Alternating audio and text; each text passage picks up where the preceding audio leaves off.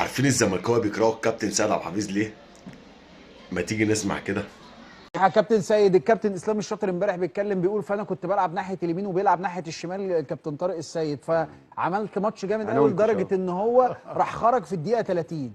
راح مكلم زمايلنا في الاعداد قال اللي بيقولوا اسلام الشاطر ده غلط، وانا ما خرجتش في ولا ماتش اهلي وزمالك في الدقيقه 30. ممسوحه من الذاكره عندي، حتى من كل نجوم الكوره عندنا. اقل من وجهه نظر الشخصيه ومن وجهه نظر عدد كبير جدا من اللعيبه اللي كانت جيلنا، يعني اقل مدرب مسكنا في فتره في تاريخنا هو الراجل ده. كجوده ما عملش حاجه، مش فاكرين حاجه خالص منه، يعني انا مش متذكر، لاني مش طبيعي.